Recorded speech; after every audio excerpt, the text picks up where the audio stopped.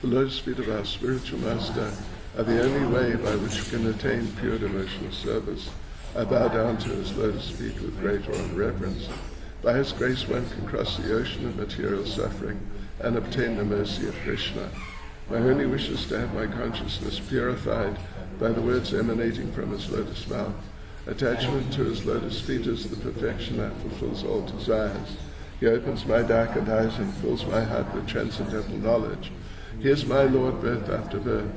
From him ecstatic prema emanates. By him ignorance is destroyed. The Vedic scriptures sing of his character. Our spiritual master is the ocean of mercy, the friend of the poor and Lord and master of the devotees. O Master, please be merciful unto us. Give us the shade of your lotus feet. Your fame is spread all over the three worlds. We take shelter at your lotus feet. Srila Prabhupada ki.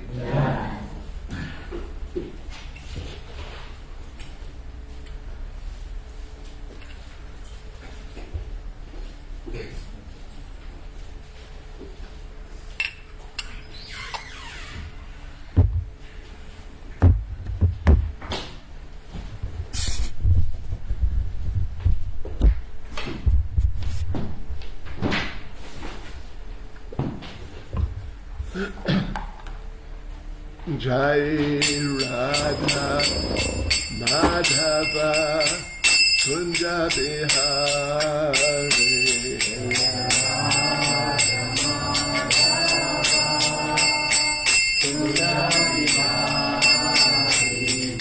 Jai Radha Madhava Kunja Bihari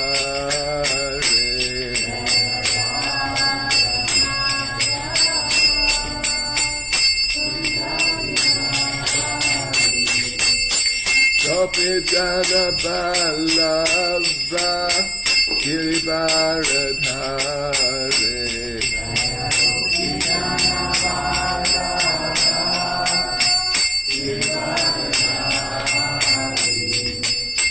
Gopi Jana Balava Girivaradhare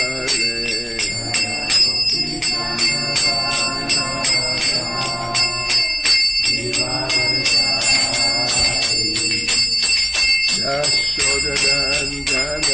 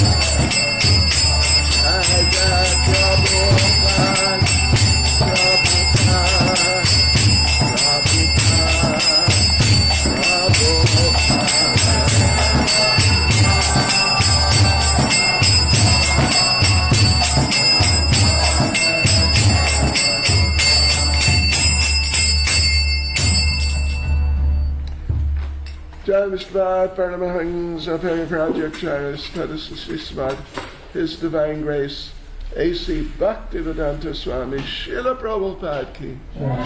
ISKCON's founder Acharya Srila Prabhupada Ki. Grantaraj Srimad Bhagavatam Ki. Shri Shri Nitai Mayapur Chandra Ki.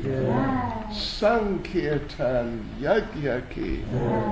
Go Premanande. All glories to the assembled devotees. All glories to the assembled devotees. All glories to the assembled devotees. All glories to Sri Guru and Sri Gauranga. All glories to Srila Prabhupada.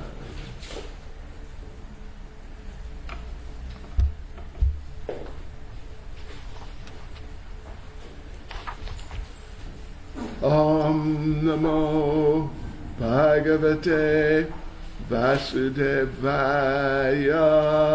Om Namo Bhagavate Vasudevaya.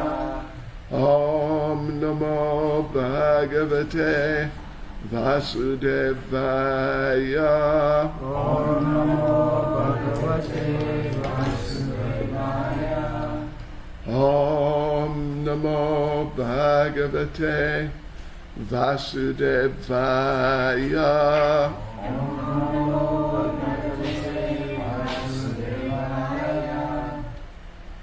Srimad Bhagavatam, Canto 3,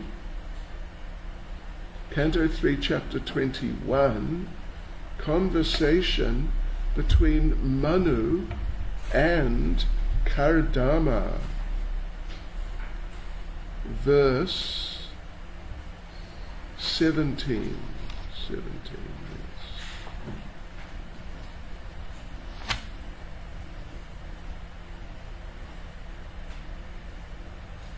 Shall I just read the Sanskrit, I guess? Lokams cha lokanu gatan pashams cha hitvashritas te charanata patram parasparam twad gunavada sidhu piyusha niryapita deha dharma. Let's do the word for word. Lokan, worldly activity, or sorry, worldly affairs. Cha, and Loka Anugatan, the followers of worldly affairs. Pashun, beastly. Cha, and Hitva, having given up. Shrita, taken shelter. Te, your.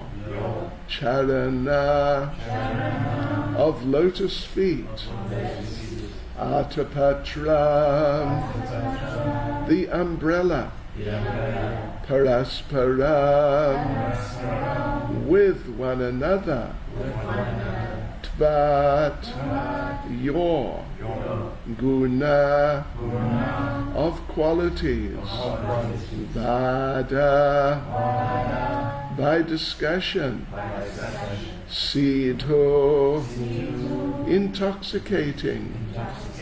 Piyusha, by the nectar. Niryapita, extinguished.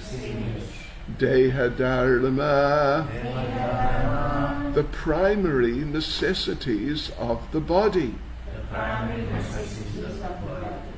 Translation. And this thing doesn't work, eh? Guess it doesn't work, so that's all right. Translation. However, persons who have given up stereotyped worldly affairs and the beastly followers of these affairs, and who have taken shelter of the umbrella of your lotus feet by drinking the intoxicating nectar of your qualities and activities in discussions with one another, can be freed from the primary necessities of the material body. That's really important. Following on from yesterday's verse and purport, that's really deep. Purport by Srila Prabhupada. After describing the necessity of married life, Kardama Muni asserts that marriage and other social affairs are stereotyped regulations for persons who are addicted to material sense enjoyment. The principles of animal life, eating, sleeping, mating, and defending, are actually necessities of the body. But those who engage in transcendental Krishna consciousness, giving up all the stereotyped activities of this material world, are freed from social conventions. Conditioned souls are under the spell of material energy or eternal time, past, present, and future. But as soon as one engages,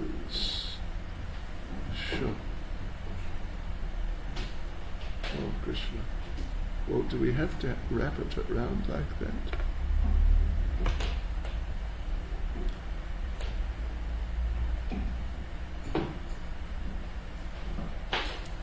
Let me just find where we are. Okay. Conditioned souls are under the spell of material energy or eternal time, past, present, and future.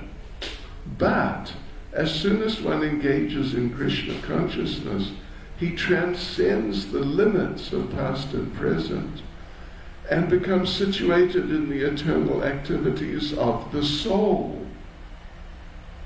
One has to act in terms of the Vedic injunctions in order to enjoy material life.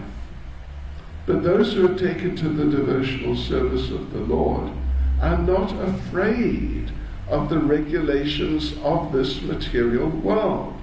Such devotees do not care for the conventions of material activities. They boldly take to that shelter, which is like an umbrella against the sun of repeated birth and death.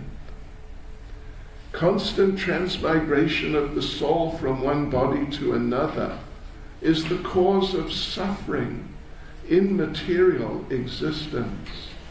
This conditional life in material existence is called samsara. One may perform good work and take his birth in a very nice material condition, but the process under which birth and death take place is like a terrible fire. Sri Vishwanath Chakravarti Thakur, in his prayer to the spiritual master, has described this. Samsara, or the repetition of birth and death, is compared to a forest fire. A forest fire takes place automatically, without anyone's endeavor, by the friction of dried wood, and no fire department or sympathetic person can extinguish it. The raging forest fire can be extinguished only when there's a constant downpour of water from a cloud.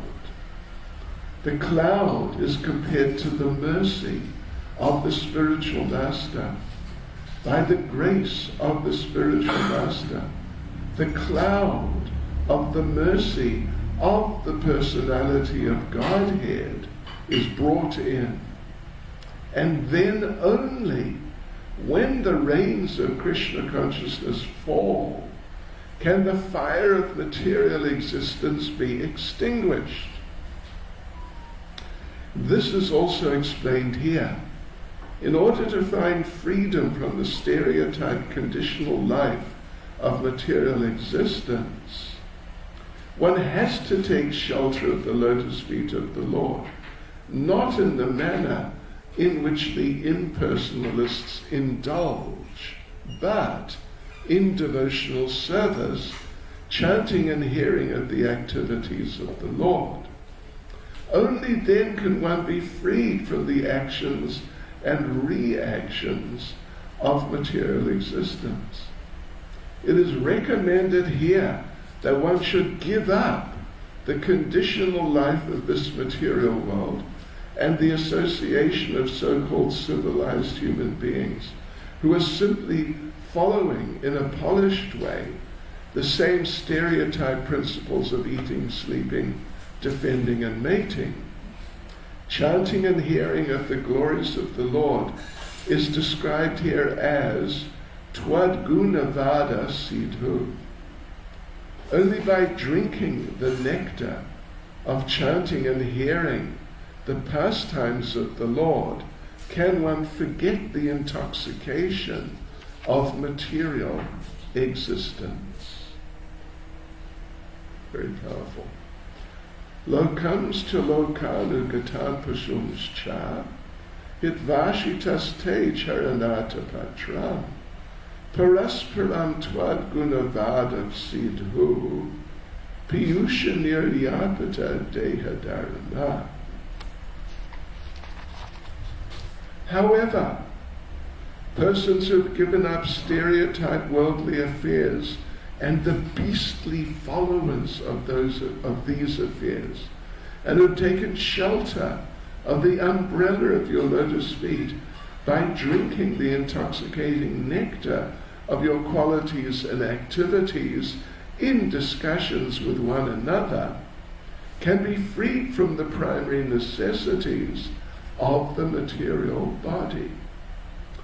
Nama Om Vishnupadaya Krishna Prestaya Bhutale Shrimati Bhakti Vedanta Swaminiti Namane Namaste Saraswati Deve Gauravani Prachayane Nirvishesha Shunyavadi Pastyachade Jatane Sri Krishna Chaitanya Prabhu Nityananda Sri Advaita Gadadhar Shivasadi Gaura Bhakta Vrinda Hare Krishna, Krishna Krishna, Hare Hare, Hare Rama, Rama Rama, Hare Hare. Vanchakalpatarubhyascha kripa sindhubhya evacha. Paritanam pavanebhyo vaishnavebhyo namo namaha. Hare Krishna.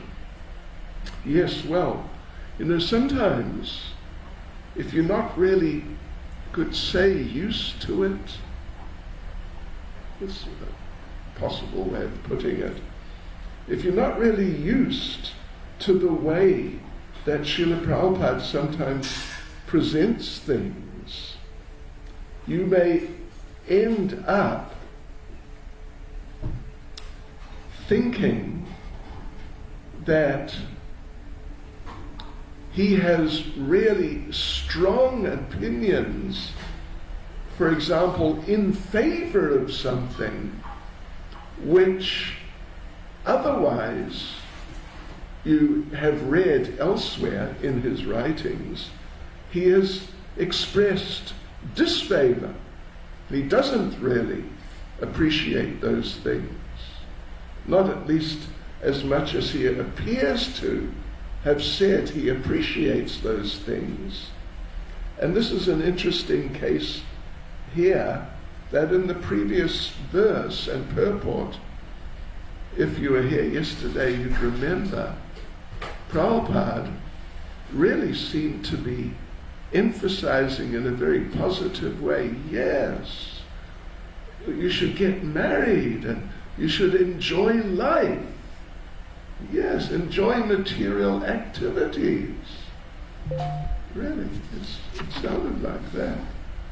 One should live a life of piety, follow the religious rules and regulations, marry and live peacefully for elevation to the higher status of spiritual realization. Yeah, sounds like.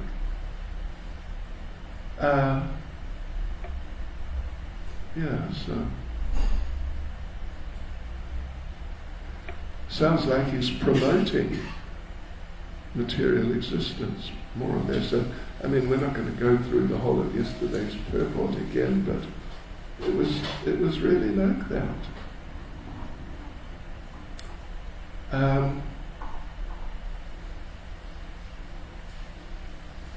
It is everyone's duty, therefore, to enjoy. Enjoy. What have I done now? Where is it? Yes, it is everyone's duty, therefore, to enjoy according to his present position, but under the direction of the Lord or the Vedas. Yes. The Lord gives us the opportunity to enjoy material life as we want. Perhaps you can picture many people saying, "Oh, that's great. I didn't realize that. Wow, I like this Krishna consciousness."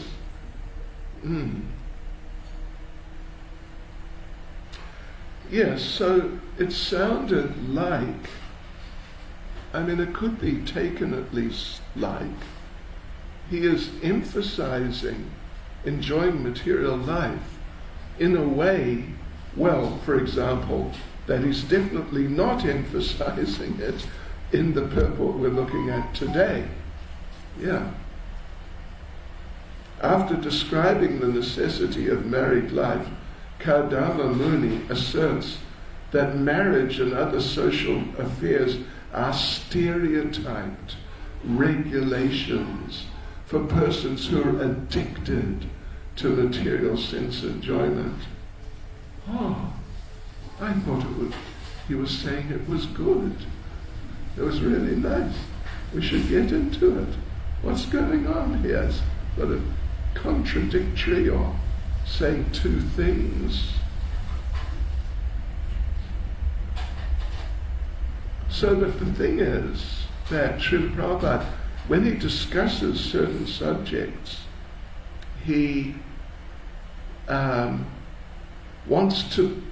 he often brings out some sort of secondary characteristics, secondary facts about life in the material world under the Vedic rules and regulations.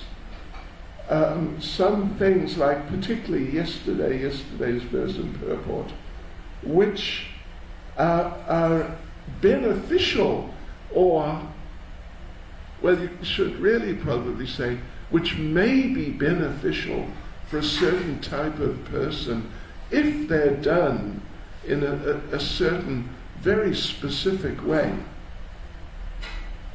According to the Vedic rules and regulations, not just sort of, just indulging at length, in this case in ordinary material activities, thinking that they're very good, they're very nice. So actually, and in fact the general sort of mode of presentation of Srila Prabhupada is that these things, well, as he says here, marriage and other social affairs, family affairs, all these different types of family affairs, they're stereotyped regulations. It means they're just very ordinary and just, what would you say? Let me just look up stereotype to get a more precise idea. Stereotype. meaning that, and okay, the Britannica dictionary says, an often unfair and untrue belief that many people have about all people or things with a particular characteristic. Well, that's one way of putting it. What is the simple meaning of stereotype? A mistaken idea or belief many people have about a thing or group that is based on how they look on the outside, which may be untrue or only partly true. That's, sort of more like what one might expect, stereotype. Very ordinary that people have, but it's not really as valuable as you might think it is. Stereotyping occurs when a person ascribes the collective characteristics associated with a particular group to every member of that group, discounting individual characteristics. Well, anyway, okay. So Prabhupada's saying that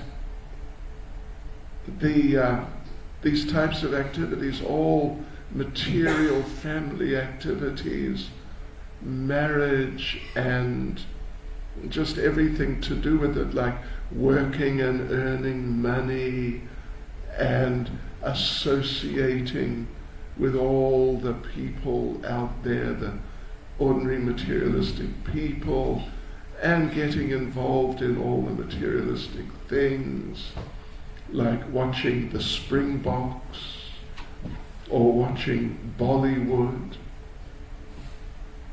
These are actually stereotype things. They don't have the value. They're very ordinary things that don't really have the value which so many people ascribe to them. Yes, so, and they're just for people. So what was being discussed yesterday was more in the context, although Prabhupada's only bringing it out now, for people who are addicted to material sense enjoyment. And who is that? Kardama Muni.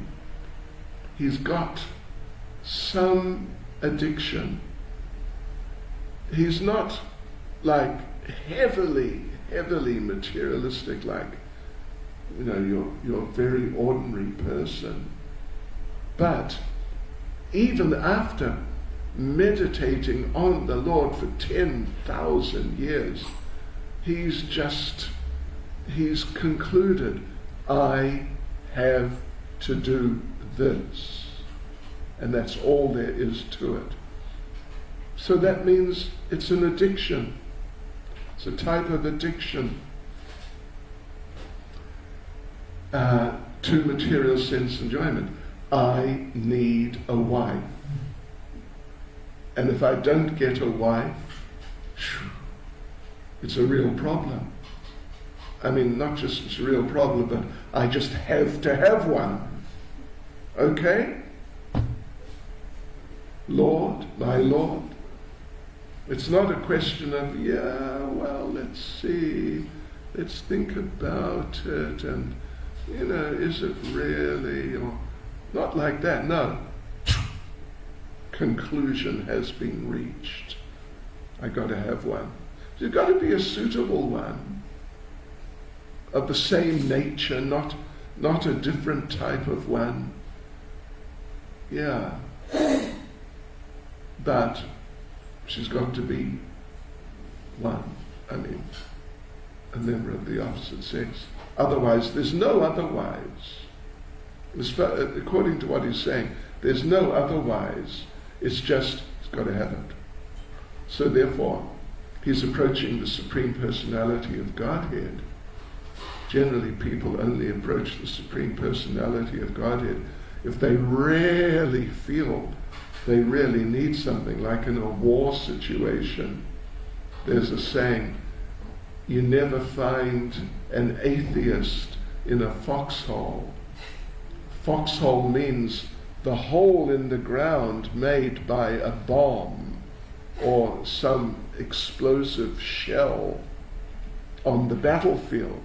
That's a foxhole.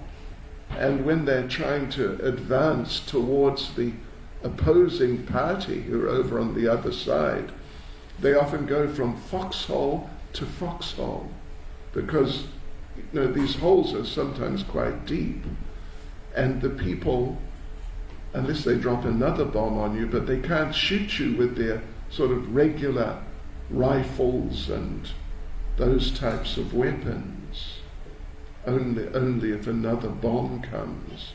Otherwise you're safe in a foxhole, but you know that you're in big trouble, because your superiors do not expect you just to stay in the foxhole until the battle is over.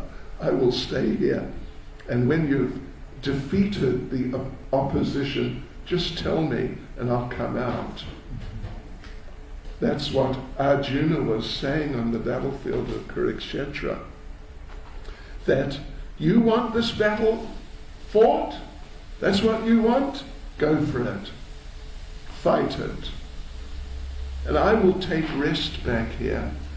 And when you've won, just let me know, and hurry on, I'll come out. So, yeah. So you don't find an atheist in a foxhole, because, you can't stay in the foxhole. You've got to advance further on, and then you're in danger again. When you become exposed outside the foxhole, you can get shot. And my grandfather, my maternal grandfather, who you can look up in Wikipedia, believe it or not, he's in there. He got not a Victoria Cross, but DSO, Distinguished Service Order award. It's just under Victoria Cross, for leading a charge in the First World War against the bad guys and the in trenches. Yeah. And it's right there, look it up. Norman Duthie, Duthie, and you'll find it. Yes, I think it's Wikipedia, but it's something like that. And even he would show me, that was the First World War, 1914 to 1980, when I was just a young boy, like 5, 6, 7, 8 years old, means the mid-50s, a good number, like 40 years later, he would show me how he still had some bullets in his hand that they couldn't get out. He was quite proud of it. So yeah, he came out of the foxhole and killed all the bad guys, but he got shot in the meantime. So you don't find an atheist in the foxhole. It's like, wow, we're in the foxhole. Oh my God. Yeah. They pray. Yes. So generally people only pray, like really pray, when it's kind of, the situation is serious. Otherwise they just go for whatever they want. But he feels, Kardama feels, I've just got to have this, and I've just got to have it. And it's not, what would you say, it's not kind of, what's the word? Anyway, there's no alternative. It's just got to be there. So he's praying to the Lord, right in front of the Lord. But Prabhupada's making the point here that for the devotees, so for these people, like Karadama, I mean, a particular version of that type of person who feels they've got to have some material things, which normally in Krishna consciousness would not be appreciated that much.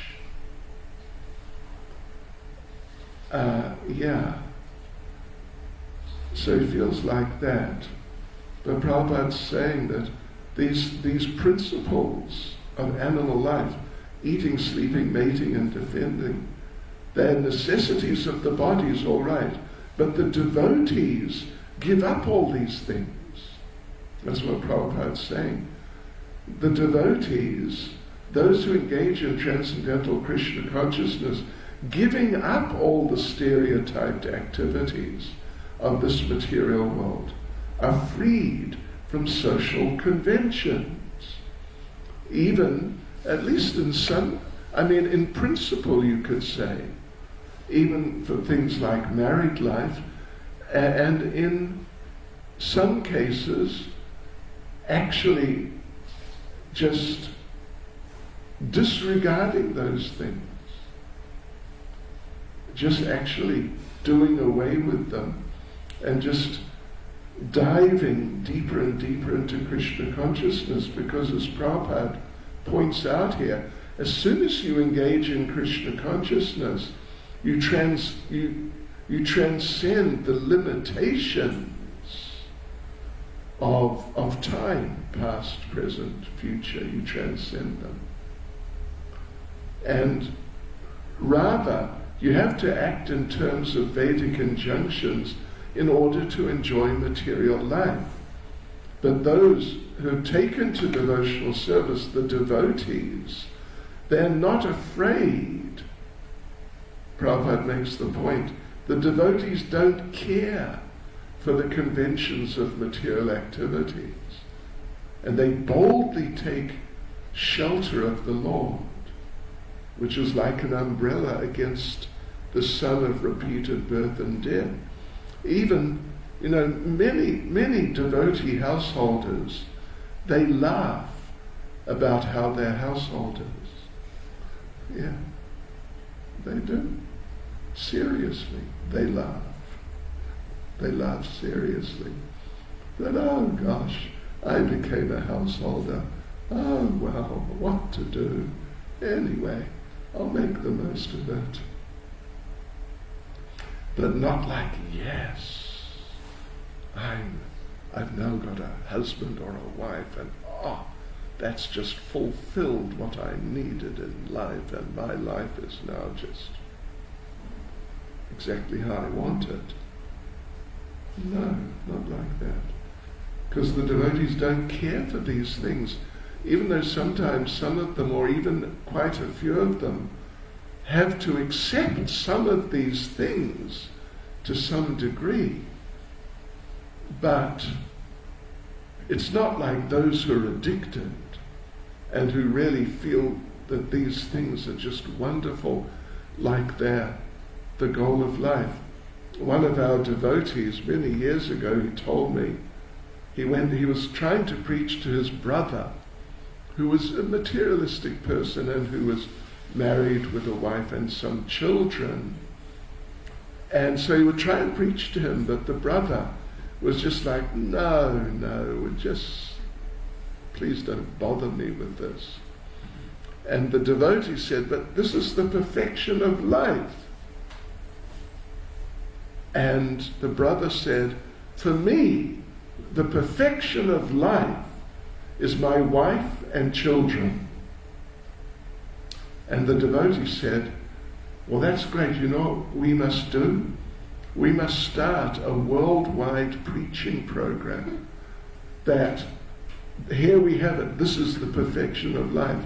My brother and his wife and children. Which is obviously a bit humorous. But the brother felt like that. This is the perfection of life for me. But for the devotee, even a devotee often, it's not that unusual. Devotees who, they really, their idea in life is, I want to become Krishna conscious, that's what I want to do. But I have certain conditioning and habits, and therefore, I need certain things, otherwise it's going to be very difficult for me. So they accept that position of, well, say, a household position, but it's with a completely different attitude.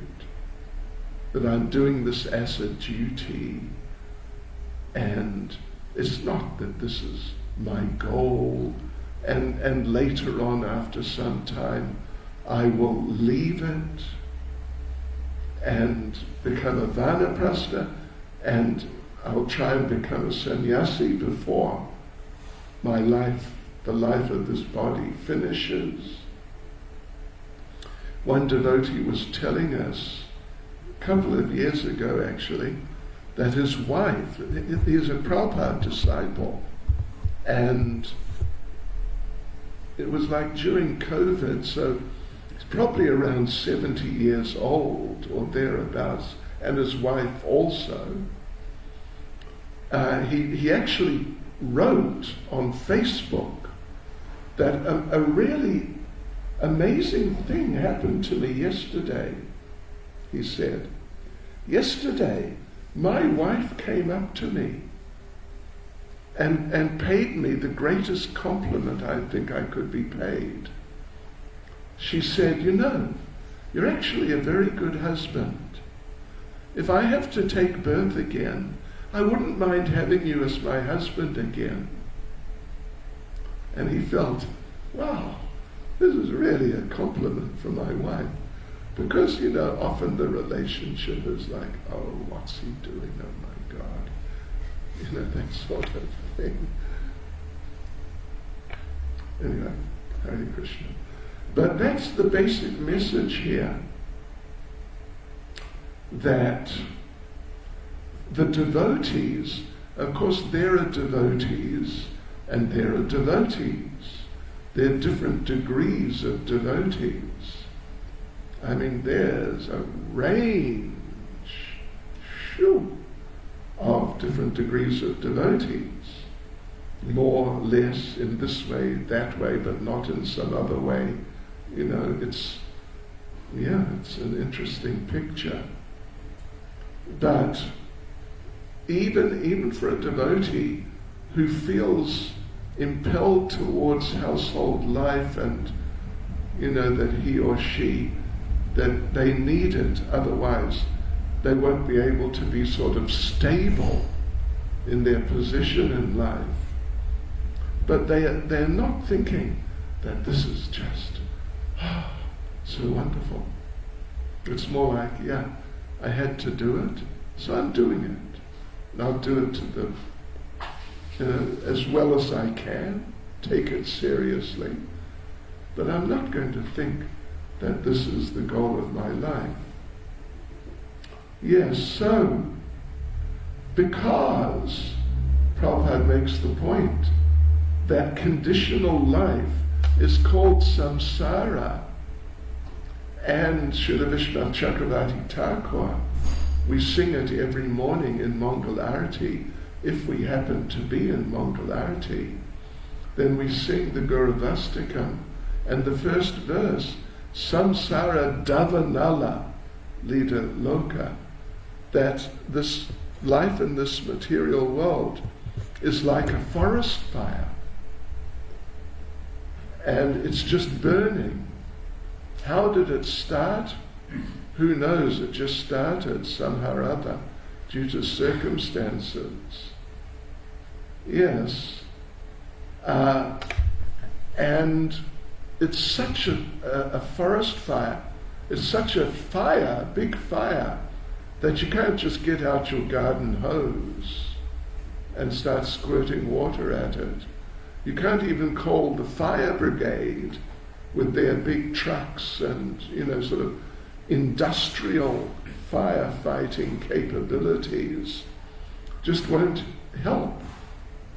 It just won't help. What you need is for a cloud to come and discharge rain.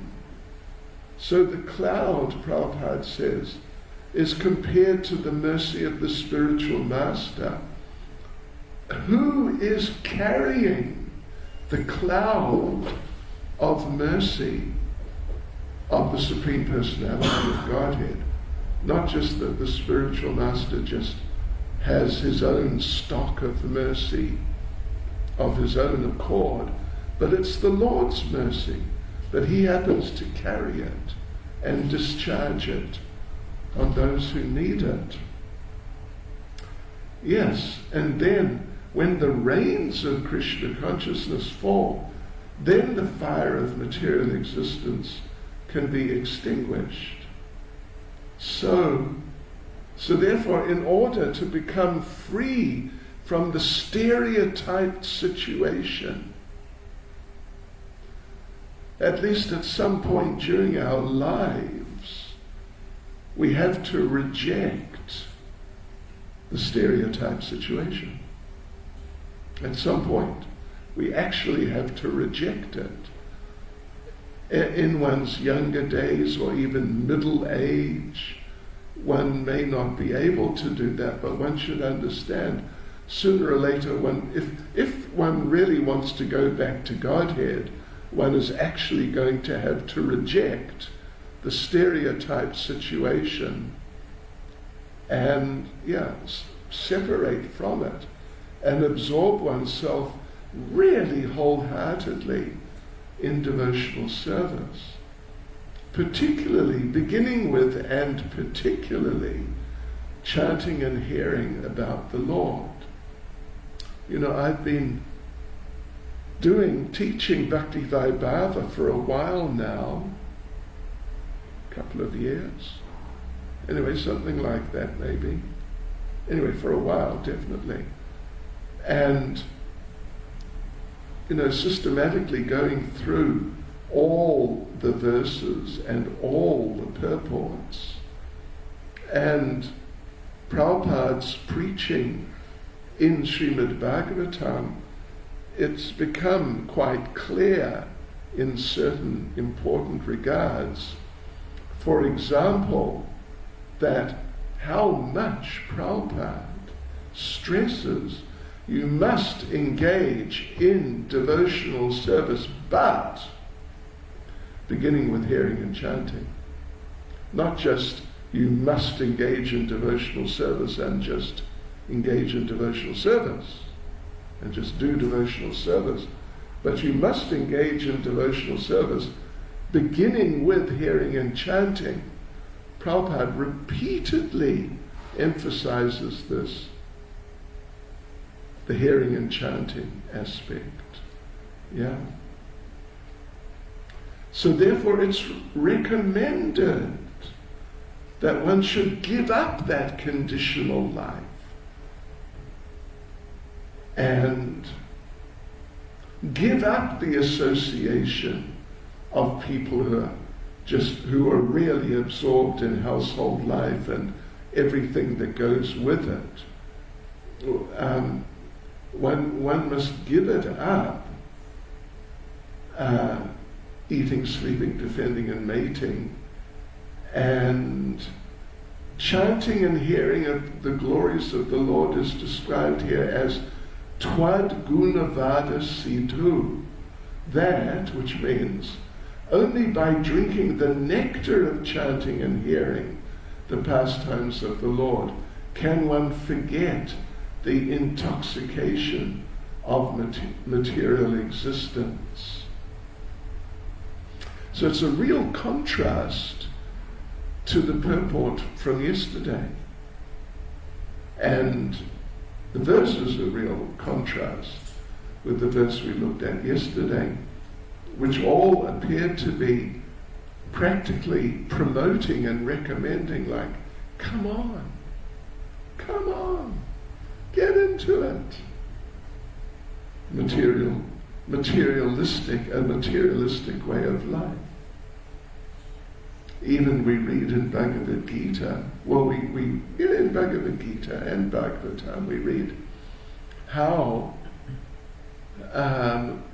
when Srila Vyasadeva was feeling frustrated, he thought completed his compilation of Vedic knowledge, which means of all knowledge, and come to the point of perfecting the understanding of what to do, and now being able to do the perfectional activities. But he was feeling frustrated that it doesn't seem like that, actually. So Narada Muni came and preached to him, and Narada Muni chastised him.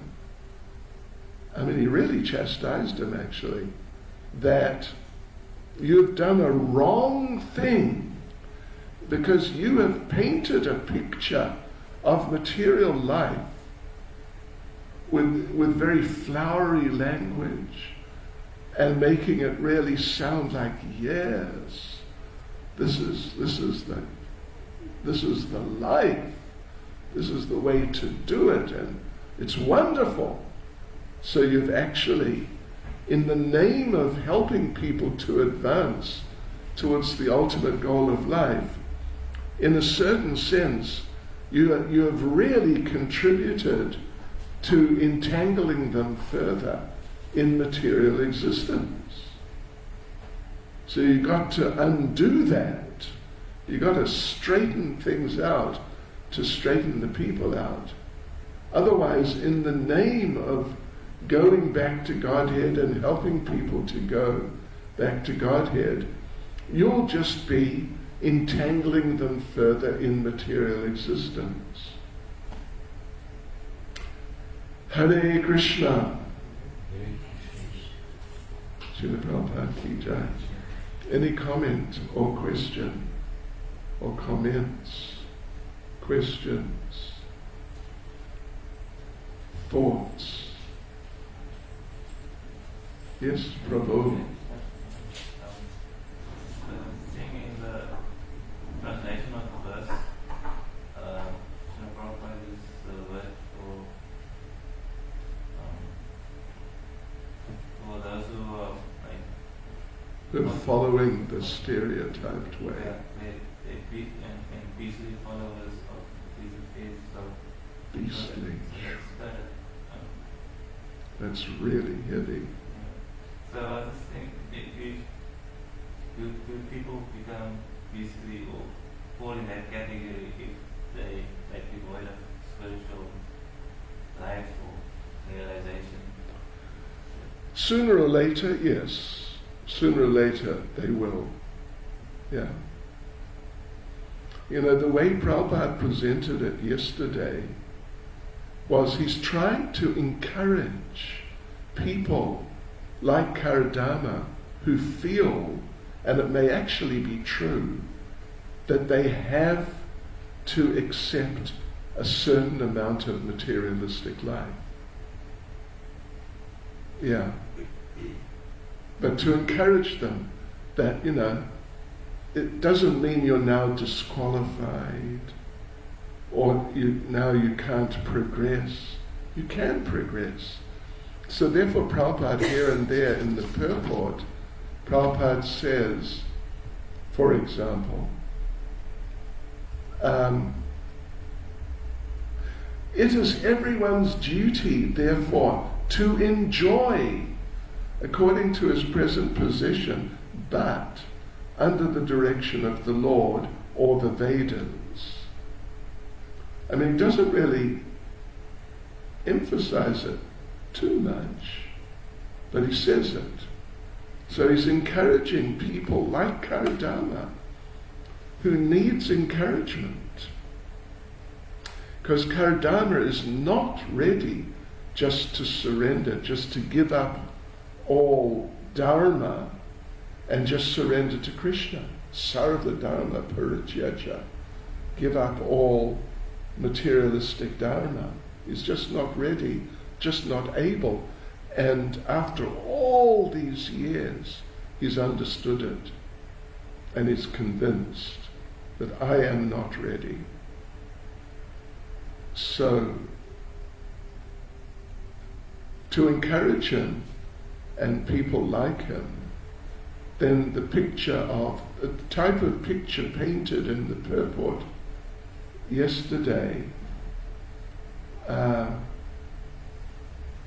had the verse yesterday. These instructions are encouraging them, that it's not so bad. But, particularly if you don't do it, that way of life, according to the Vedic injunctions, then you'll definitely end up in a beastly position. And there's even a danger if you do it according to the Vedic injunctions, that you may fall down. So you've got to be careful. Prabhupada makes the point elsewhere that there can even be accidents on the royal roads. Royal roads means back in the old days, particularly in Europe and maybe particularly in England, there were two systems of roads. There was one system for the ordinary people like you and me, if we want to go from one town to another. But then there was a royal road between that town and the other town, which was only used by the royalty. And it was like, sure, it was just really nice. Like, beautiful avenue, completely flat, for like luxury driving. And the road for the common people was just full of potholes and, all that sort of thing. But Prabhupada makes the point, there can be accidents on the royal road also. Something can go wrong. So it's a warning that if you take the royal road, or what's described yesterday, it's kind of like the royal road according to the Vedic literatures, and getting your enjoyment like that. But watch out, because it's not just guaranteed that you're going to make progress and perfect your life. It's not guaranteed.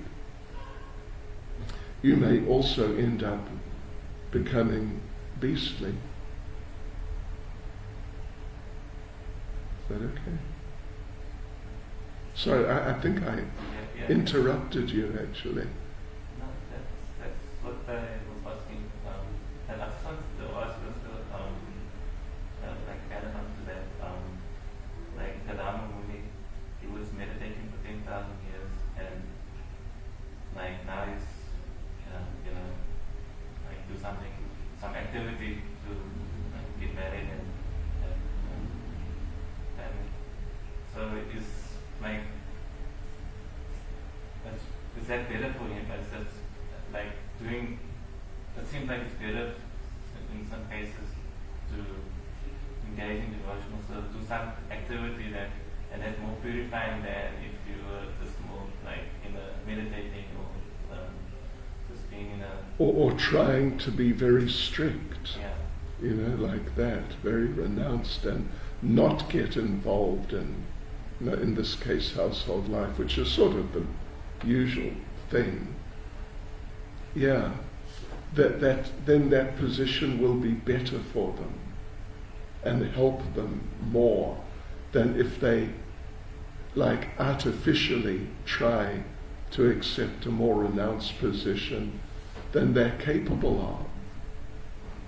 Because if a person tries to accept a more renounced position than they're capable of, their mind will just be sort of pursuing them all the time and suggesting, and come on, you can do it, you can enjoy by becoming a householder. And even still, some devotees will still continue trying to fight against it, but they will not be able to advance as they would be able to if they just in Krishna consciousness accepted that. Like say household life particularly. In Krishna consciousness. You know, Prabhupada talks about this in the 8th canto, the story of Gajendra. You know, you must know that story. Yeah. Hare Krishna. Srila Prabhupada ki jai.